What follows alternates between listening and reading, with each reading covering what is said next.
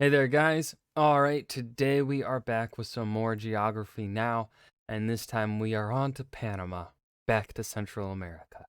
Before we dive in, make sure you go and check out the links in the description box below. I would love it if you join the Discord and follow me over at Twitch. And please do go check out the gaming channel here on YouTube where I upload old streams and dumb clips. I think by the time that this is uploaded, I will have started uploading my first time playing through my streams of me first time playing through the Halo series. Go check that out. Yeah, I'm trying to think of when this will be uploaded. Yeah, by the time this is uploaded, definitely. Anyways, yeah, go check that out. Go check that out. With all that said, got nothing to add here at the beginning of Panama. Let's just go ahead and dive straight in. In the Latin American world, Panama is kind of like... Come on, Hey, Panama. Come on. Yeah, what? Come on, it's a Central American mixer. Come on, join the fun. I mean, what are you doing back there by yourself? Oh yeah, no, I'm good. I'm like not one of you. Come on, Costa Rica, you're the cool one. Let's ditch this joint. But I'm kind of one of them. Desgraciado. Estoy embarazada. Eres el padre. No lo creo.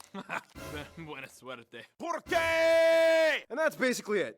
I mean, without the gin martinis. I live by a bunch of Guatemalans. I've never seen them go for that stuff. It's time to learn geography now. Hey everyone, I'm your host Barbs. Panama, the country that links the north and south, the gateway between two worlds and two oceans. This little sliver of land has and still plays such a powerful role in the entire Western Hemisphere. Not bad. Now let's find it on the map now, shall we?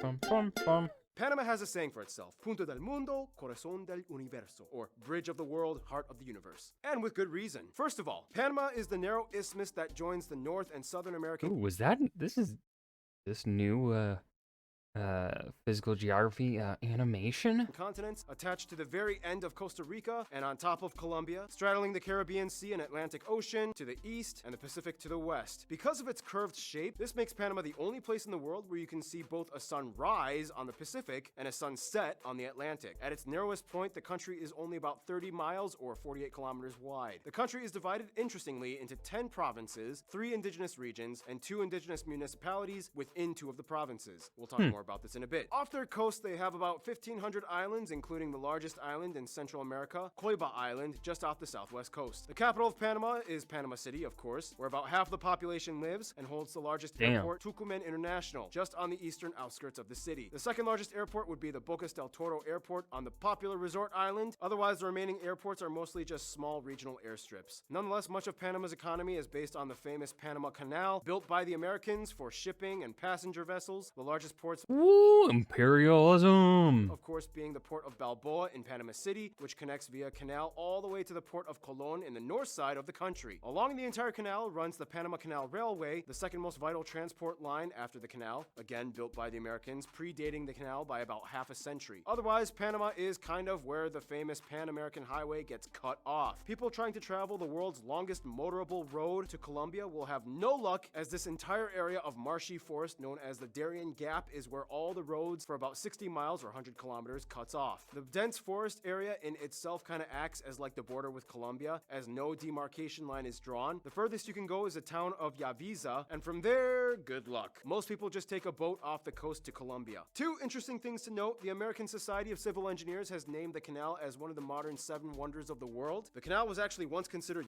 I mean, yeah, it is a marvel of construction. It's fucking crazy. U.S. territory and finally relinquished in 1999. Also, Panama is the second largest duty... Wait, hold on. 1999 was when we relinquished it? It's considered U.S. territory and finally relinquished in 1999. Yo, I thought we relinquished it a lot sooner than that. Also, Panama is the second largest duty-free zone in the world after Hong Kong. So Duty. that's a thing. Oh, and at one point, the Scottish tried to colonize Panama, but they grossly miscalculated the size of the mountains and the heat. Anyway, I asked some of you guys, the Panamanian geograpeeps, to list some of the top notable sites to check out in case if you visit. Some of them include places like the Casco Viejo and San Jose Church Gold Altar, the Panama Canal Museum, Cinto Costera, Boquete Town supposedly has the best coffee, the Biodiversity Museum, the Coiba and Sabaco Islands, Anton Valley Hot Springs, the Embera Indigenous Villages, Fort San Lorenzo, Plaza del Francia Causeway, Plastic Bottle Village, and the Seafood Market. So that just about does it. Of course, we could have Not mentioned a seafood. lot of other Not for crazy, me. amazing waterfalls and forests that they have here. Hey, they even have a forest with square-shaped tree trunks. But that's What? the natural How? beauty, which means we gotta move on to...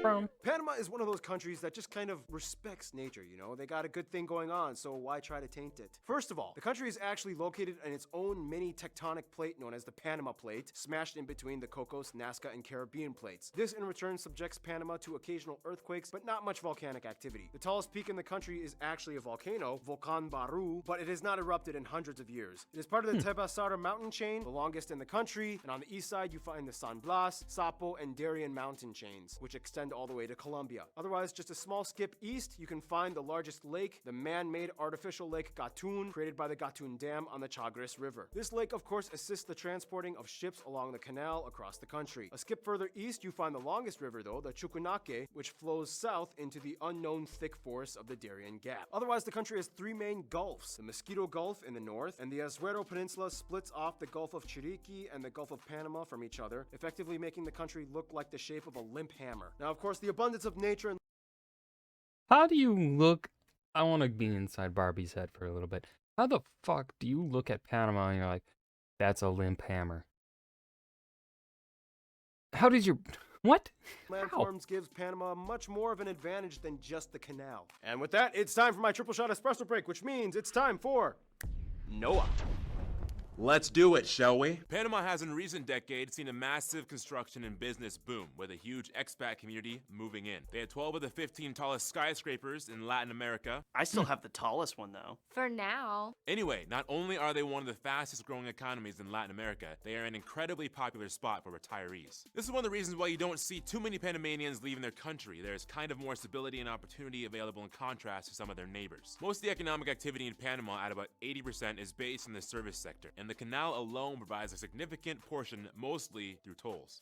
I almost said trolls. Tolls are based on size, cargo, and type of vessel crossing. And the most ever paid was over $376,000 from a Norwegian cruise ship. Agriculture only makes up about 7% of their GDP, with crops like coffee, bananas, sugarcane, and coconuts. The country has about 1,000 bird species, including the national animal, the harpy eagle, as well as hundreds of mammal species ranging from giant anteater to sloth. Over a third of Panama is natural park, which helps assist these animals from going endangered. There's even a cool turtle sanctuary run by this guy. And to top it all off, they have about 9 months of rain, which is why building that canal was so difficult. It kept getting flooded and people died. Anyway, food! Some of the top dishes you guys, the Panamanian geography suggested we mention, include things like pollo, carne maniola, Panamanian-style thick tortillas, ropa vieja, bien me sabe, fried fish like pargo frito with patacones, sauce?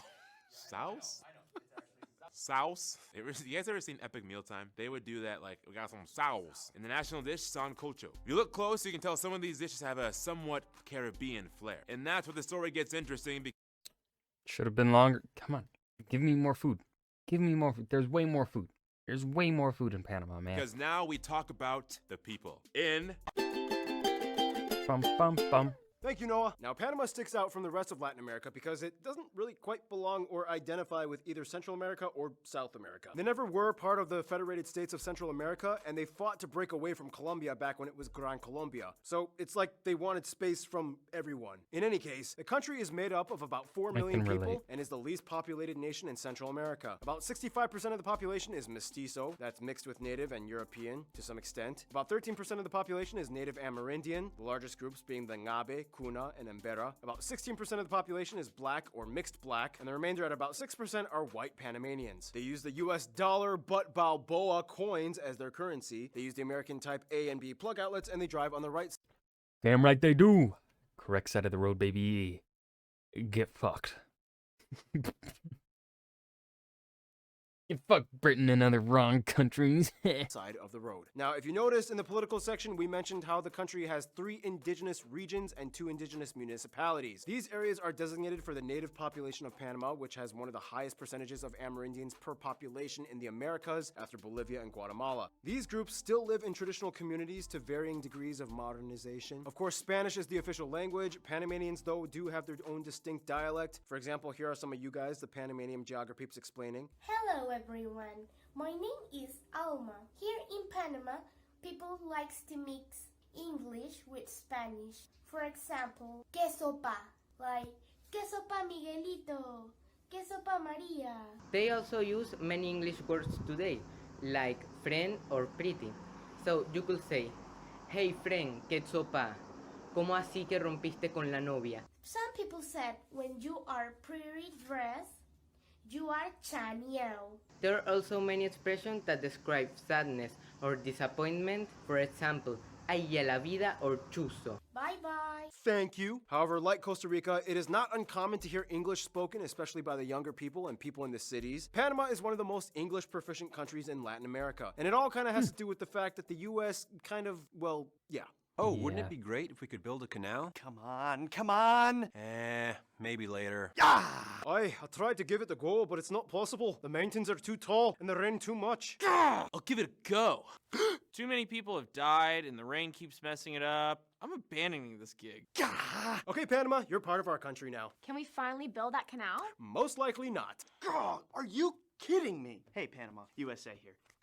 Bam! 1903. Now, I just ask that you give me the rights to the canal in a sovereign zone. We'll split the profits. Did you just like forcibly ask me out on a date? Yeah, I do that all the time. But, we'll break up in a few decades, and in the end, you'll think. USA. That's basically how Panama started speaking English better. Otherwise, what does it mean to be Panamanian? Well, that question comes from a lot of backstory because even for a small population, Panama is an incredibly diverse nation. And the quickest way I can summarize it, they have the Hispanic, the Black, and the Amerindian groups that all dominate the culture. And to give you a quick rundown, here's Hannah with culture stuff. You're still here?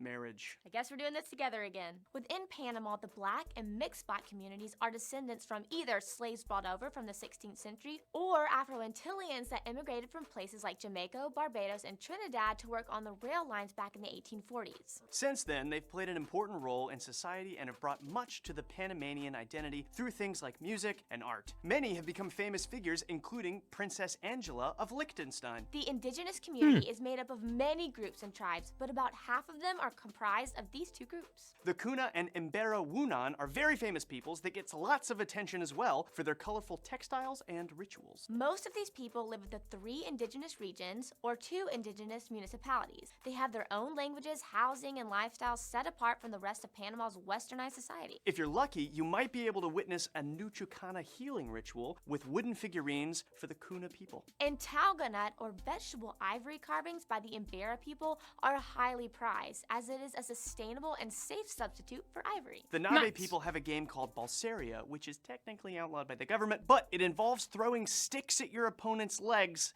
until they give up. Ouch.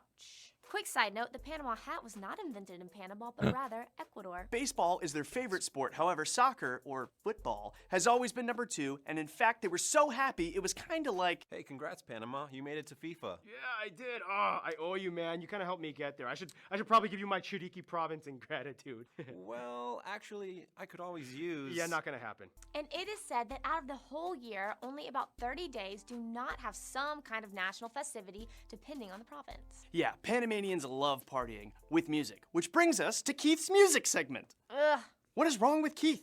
everything. Although you can find all genres in Panama, it's interesting to see how they've fused everything together from all their people groups. For one, a Caribbean undertone will always kind of be around. Reggae, salsa, ska, calypso, and dancehall have all been around since the 20th century, although Cumbia and salsa have always been their go-tos, with this dude being probably the most famous Panamanian salsa musician. Nonetheless, folk music known as típico is always a go-to with notable artists like these guys. And the tamborito dance with costumes can always be seen, especially at festivals. Although reggaeton is said to have been invented in Puerto Rico, reggae in Espanol, or Spanish reggae, originated in Panama, which is seen by many as a precursor to reggaeton, with leading artists like these guys. Thanks, I'm Keith.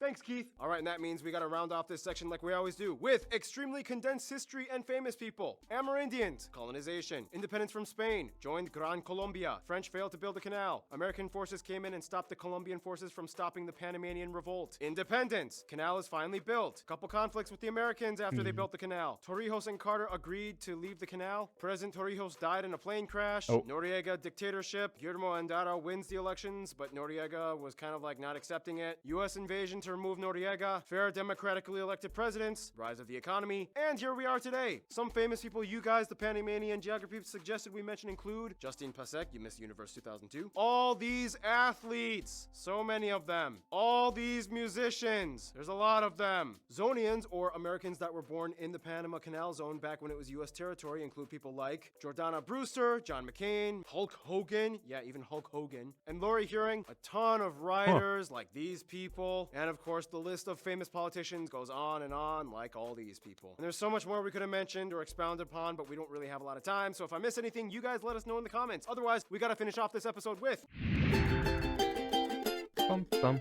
So as you can probably tell by now, Panama is in a rather unique position diplomacy-wise. Many Latin Americans kind of see them as the one that got influenced by Americans, and the fast-growing with skyscrapers one, or the, I don't quite know what to make of them, but I guess I trust them kind of guy. As a nation linking 2 continents plus having Caribbean ties, Panama has a wide range of people on their guest list. For one, many people in the black community have ties to the Caribbean islands like Jamaica, Barbados, and Trinidad and Tobago, as their ancestors moved from these nations in the 19th century and played an important role in the construction of the canal. Today, many still have family and travel to these places as well. As the former colonizer, Spain still holds close ties, and many Spanish people love to visit or move or retire to Panama with its relatively easygoing, chill atmosphere. The USA has an interesting back and forth love and hate relationship. On a social, political, and economic scale, they've played an integral part in developing much of what is now Panama through not only occupying the canal for nearly a century, but building up the infrastructure and things like roadways and rail lines. The Noriega thing made things kind of messy, and Americans always kind of intervene whether or not the Panamanians feel like they need them or not. Nonetheless, Americans love retiring to Panama.